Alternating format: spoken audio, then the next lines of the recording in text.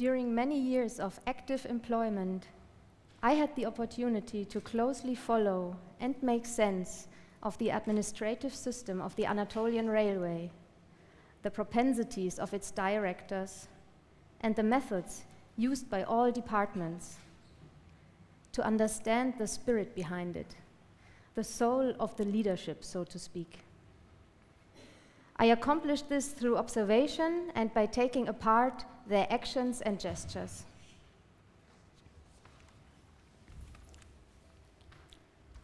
Archange Gabriel, a physician with Greek roots who worked as an official at the administrative offices of the Anatolian Railway in Constantinople, was involved in the labor union of Anatolian Railway employees, founded in August 1908. Gabriel is the author of a document, a pamphlet published in March 1911, in which he presents his own analysis of the administrative structure and the practices of the Anatolian Railway Company.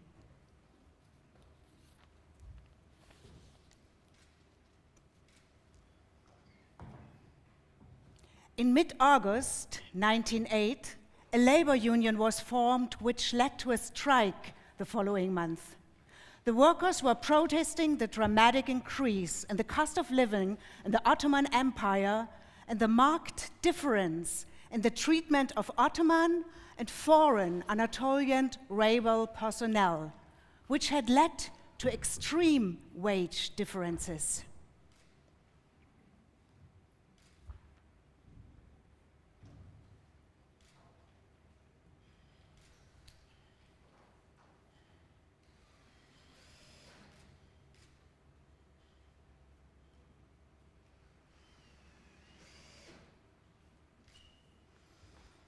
The same year, railway workers' protests were also taking place in other parts of the Ottoman Empire and around the world, affirming the demands of the Unionists.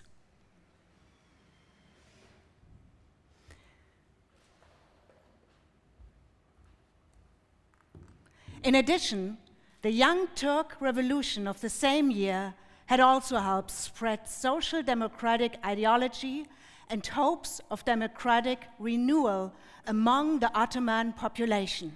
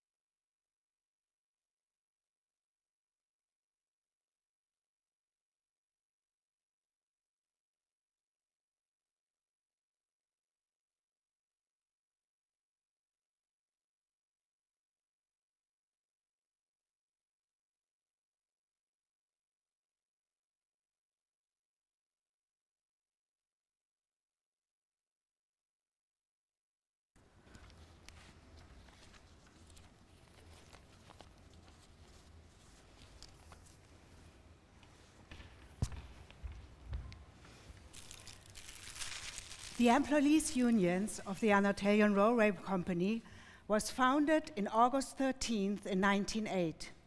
By August 26, the workers demanded in writing the dismissal of General Director Edouard Huguenin. In addition to this letter, a shorter communiqué have been preserved in Deutsche Bank's historical archive. In these letters, railway workers address the executive chairman of the railway company in Berlin their demands, and among them, the official recognition of the union. Wages hikes for mid-level and low-level personnel, but not for management. Fixed minimum wage specification for the railway company's various employee categories.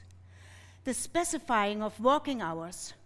The establishing of an external commission to review the terms of employment. The demands also included eliminating favoritism and cronyism throughout the company, and in addition to 3 letters featuring bullet points identifying the workers' demands, there's a letter addressed to Deutsche Bank accusing a few foreign managers of misconduct.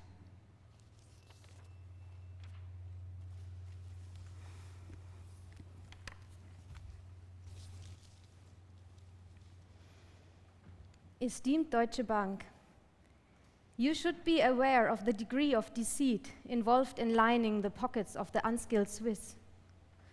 Please bring things into order by removing Huguenin, Krebs, Dautry, and Bridel. The biggest criminal is Dautry, the head engineer who works together with his 2 sons for the sole purpose of lining his pockets. He neglects the entire railway and only employs incompetent French technicians. He says all of Holzmann's engineers are imbeciles, and positioned at the top with him are the ox Mackensen and the stubborn mule Winkeler. Please make our lives easier. One day this must come to an end. We refuse to starve any longer with the railway. One on behalf of many, later all.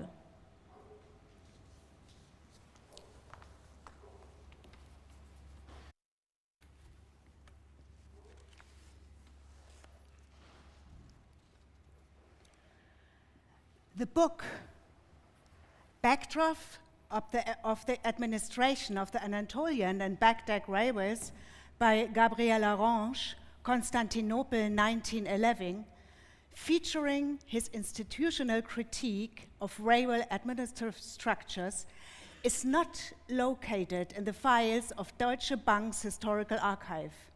The numerous files concerning staff affairs at the Anatolian Railway do also not contain any reactions to his reports. In fact, there are no entries at all listed under the author's name. Not a single Berlin library has his publication in its collection. It was only available via interlibrary loan from Hamburg. These works serve 3 purposes. 1, to draw the Ottoman government's attention to the matter and, if possible, provoke a response. 2, to inform the general public, but businessmen and merchants in particular, of the obligations of the Anatolian Railway Administration to freight traffic regulations. My publication attempts to safeguard the interests formulated therein against the tendencies of the administration, which makes a practice of adding fees under various pretenses and for its own profit. 3, to draw the attention of the company's main office in Berlin, if not German government itself, to the character of the administrative officials, because it has come to pass that unethical and exploitative practices are allowed and tolerated by certain individuals with German names, with whom this noble nation, fortunately, has little in common.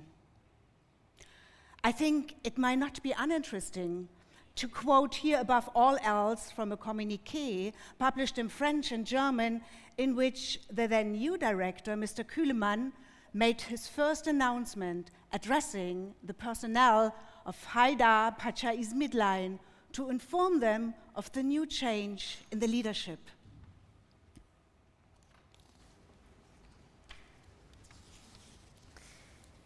Deutsche Bank has appointed me as General Director of the Anatolian Railway. On behalf of Deutsche Bank, I am taking possession of the Haydar Pacha İzmit Line and all of its holdings. Deutsche Bank is not the legal successor to the previous administrations, and accordingly, all existing contracts, in particular service contracts, are no longer binding for Deutsche Bank.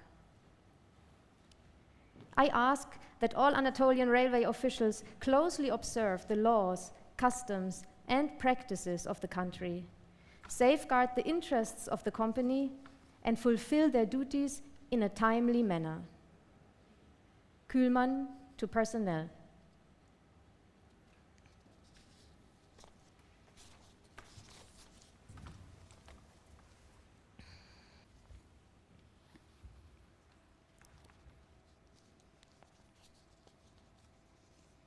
Of course, the new company only had to reject honoring the employment contracts of existing personnel or even dismiss them and view them only as temporary workers. But the communiqué also reveals a great deal with respect to the language. The new management should not have omitted the country's first official language, and it should also not continue to omit it. By omitting the country's language in his communiqué, the signature proves himself to be someone who lacks respect for what is most valuable in the country, its official language. Even when, in the same communiqué, he asked that personnel, the majority of whom are local, respect the country's customs and practices. Mr. Kühlmann retired in 1895. As a mark of his time as director, he left behind nothing more with the old personnel than the embarrassing impression of his first communiqué and a reputation for unreasonable stinginess, which also extended to hiring local personnel at 5 silver piastres per day of actual work. He was convinced, and never missed a chance to repeat it, that locals could survive on a single piece of bread and a few olives. Mr. Huguenin became general director in 1908, at which point he succeeded in gaining control over the entire administration of the railway operation, while simultaneously eliminating and forcing out all of his superiors and predecessors. Who is this man who was always blessed by such spectacular good fortune? Let us try to describe his managerial style and at the same time examine the organism that is the administrations he directs, which is, we repeat, intimately tied to his persona. On personal policy. There is no system of regulations in place for hiring and recruiting well-qualified and experienced personnel long-term. Until the strike, all personnel decisions were made by the new general director, Mr. Huguenin himself, who hired and fired all employees alone and according to his whim. Such hiring and firing of employees is a frequent occurrence. The turnover rate is estimated to be at least 15% per year, meaning that almost all administrative personnel are replaced within close to 6 years. This fact alone should be enough to give a sense of how personnel are treated. On the lowest end of the employee spectrum, the indigenous people comprise the largest group of workers. Here, the cheapest laborers are sought after. Wages start around 5 piastre and gradually rise over time since the strike to 7 or 9 per day of actual work. The highest ranking employee category consists of functionaries on which we have already elaborated at length. 9 of 10 of the employees are people the general director personally imports from his own country. They typically consist of young, average, educated individuals who never before worked at the railway.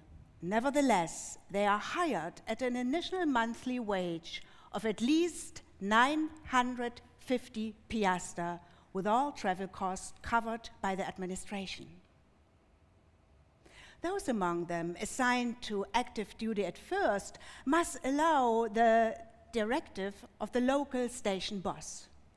The latter, who are far more intelligent, cheerful, and above all honest beyond compare, earn no more than 500 to 600 piastre a month and must instruct the general director's minions in their duty only to see them rise to become their own superiors after just a brief period of time and before they have acquired practical skills or even learned the language of the country. With several exceptions, it is precisely these countrymen or protégés of the general director who prove to be the originators of all matters of crimes. Hence, someone like Shashati, who is behind the theft of a sum of 4,000 livres Turk, or Hilfiger, currently the acting inspector in Service 5, who is accused of malfeasance regarding passenger ticket revenues, etc., etc. The last example is particularly revealing. Evidently, stealing is possible in the administration without it amounting to something. No. This even results in the thief being promoted to the highest offices under the condition he's the protégé of the general director. But in terms of what it means for locals, be wary. The wages of an old conductor were reduced because he forgot to set aside a jug of milk in Bostanjik intended for the general director. This jug of milk, which was transported to Pendik, was sent back in a train that did not normally stop in Bostanjik. An extra stop had to be made only so that the important milk jug could be left behind, which, one must keep in mind, was transported free of charge.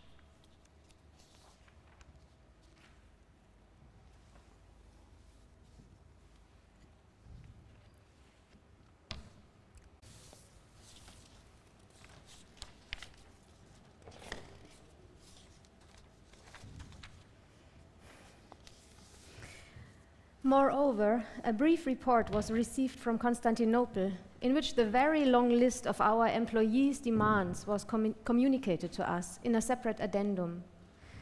Due to the strike, the matter is no longer of urgent concern, and I suspect you will have more to do in Paris than to occupy yourself with this series of absurd demands. If one were so inclined to indulge these requirements, this would mean nothing more than an abdication of our administration in favor of a committee of employees.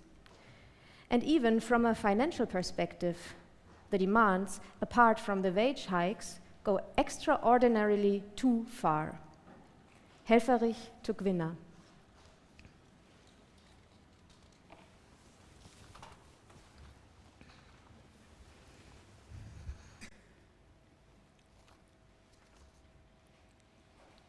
How the administration treats its personnel. I think that my above description of the administrative system already gives an impression of the way in which personnel are treated.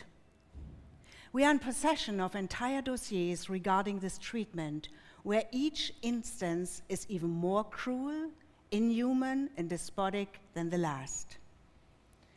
A conductor was punished with 15 days of suspension from work because he had killed a chicken for his infirm wife and transported it in a basket meant for company provisions.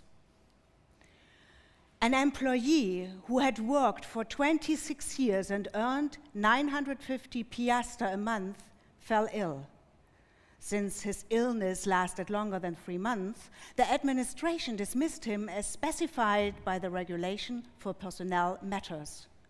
The worker's health improved, and he requested his job back, an act which was warmly received by the administration.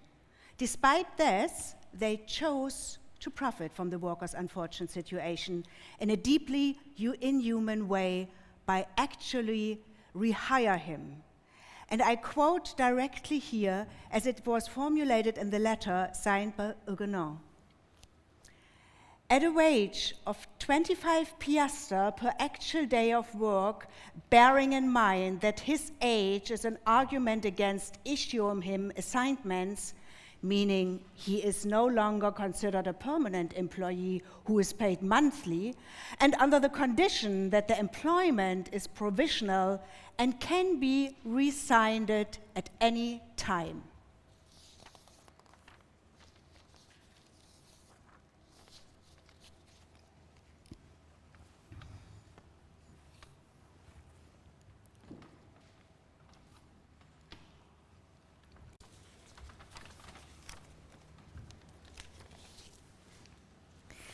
To the Anatolian Railway Company, Constantinople. We are honored to send you herewith the recently published 5th issue of the Railroading Archive from 1905, and to draw your attention to the article contained therein entitled Foreign Laws and Ordinances of Controlling Uprisings and for Arbitrating Labor Disputes in the Railway Industry. According to newspaper articles, a law regulating strikes for employees of transportation companies is to be included among the first legislative measures to be taken up by the Young Turks Parliament.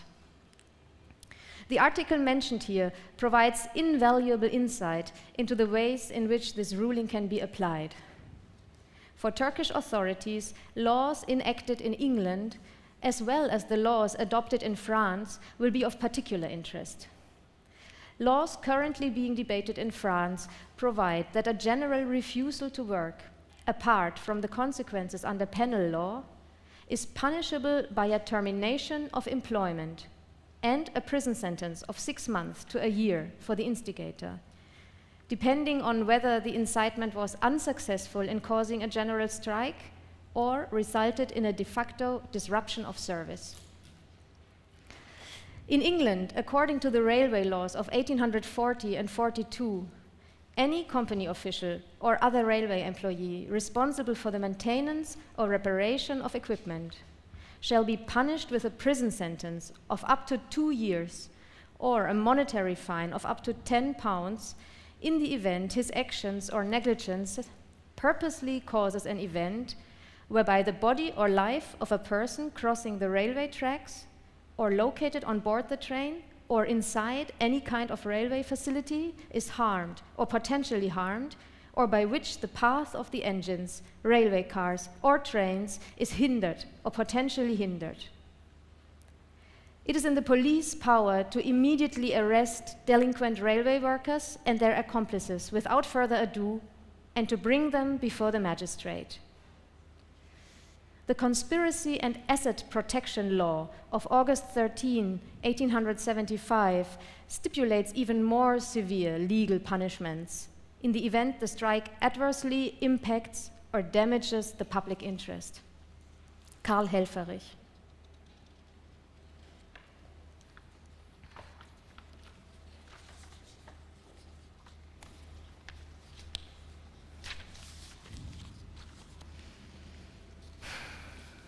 In mid-September 1908, It was clear that avoiding a strike at the Anatolian Railway would be nearly impossible.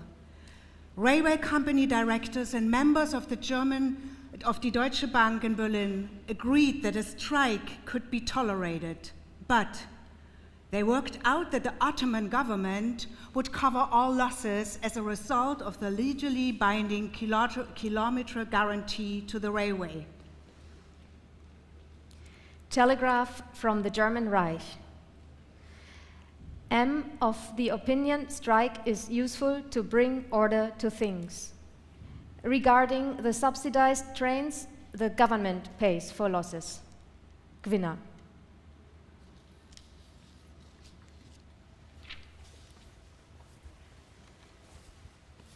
Employees were offered an almost 10% increase in wages, but during the general negotiations, the workers' demand for the dismissal of the general director was rejected. The Anatolian Railway had made a practice out of extreme inequities in appointing and treating personnel. Nearly all managerial positions were occupied by Germans, and even the heads of the individual service operations were German, until the appointment of Huguenin, a Swiss national, as general director in 1908, even this position had always been filled by Germans. German nationalists of the German Reich required the railway company in 1908 to report the nationality of their employees. In doing so, it was disclosed why 90% of all the individuals employed by the railway were Ottoman citizens. The majority of the individuals in administrative positions came from the German Reich. Nearly 2/3 of the highest-ranking officials were culturally German, coming from Germany or from German-speaking Switzerland or Austria. On September 14th, officials and workers of Haydarpasa Ankara, Eskişehir, Konya, and Bulgurlu lines called a strike. There were protest marches through the streets of the affected cities, and declarations of strike were hung up the doors of railway buildings.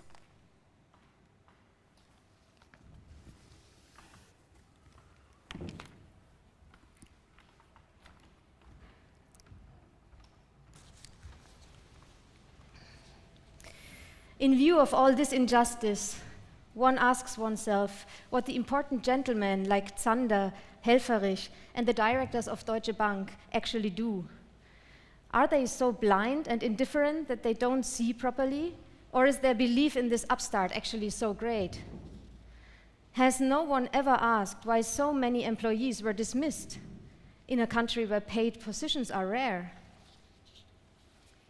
Have the gentlemen never demanded accountability for and evidence of the hefty sums they authorize at year's end as Christmas gifts, and which only benefit him and his consorts, several service operation heads and several Swiss nationals, while his foreign employees do not even have 10 piaster in their pockets to buy their children a new toy or a traditional fruit on New Year's Day?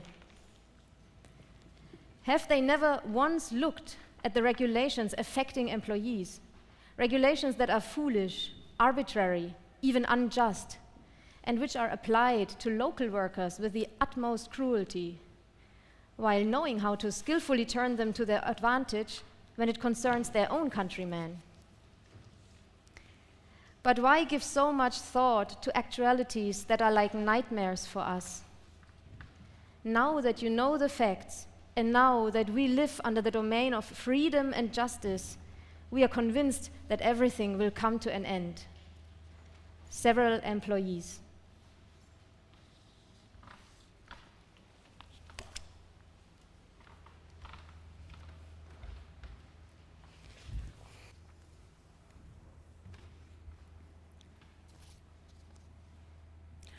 On September 15, the management of the railway company decided to approve an average 20% increase in wages for fixed wage employees.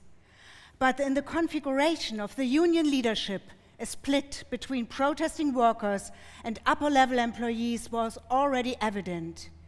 Leaders were recruited almost exclusively from non-Turkish groups, that is to say, Greek, Armenian, and others from parts of the Ottoman Empire. Many of these shared mid-level positions with European employees. They were paid up to 50% less for the same responsibilities as their European colleagues, but they were still privileged relative to the lowest-ranking workers, the majority of whom were uneducated and still paid by the day, or some cases by an hour. 9 out of 10 of the workers were of Turkish, Kurdish, or Arabic origin, some Armenian, some are Greek. They came from rural areas of the Ottoman Empire, sometimes traveling great distances in order to find employment with the railway. It was these workers who operated the trains, worked on the machines and the tracks and in the workshops. When increases in wages for fixed-wage employees were offered, the labor union split in 2 camps. A portion of the personnel insisted on continuing the strike until all demands were met, while others were all ready to return to work after the first wage hike offers. By September 17th, the union collapsed around this split. Thus, the strike of 1908 and the labor union organization also inadvertently contributed to the further growth of ethnic rivalry of the Ottoman Empire and to the strengthening of Turkish nationalism. Immediately following the end of the strike, the Ottoman government developed restrictive measures against the right to strike and the labor union organization. Cynically, the general director of the Anatolian Railway, Huguenin, assisted the Ottoman justice with the formulation in a new law, effective September 25. Strikes were outlawed and unions eliminated. Employees with grievances to air could now go before a court of law or quit, but they could not strike. Moreover, workers would never be allowed to solicit to be part of the administration of a company, nor could they be involved in its decision-making.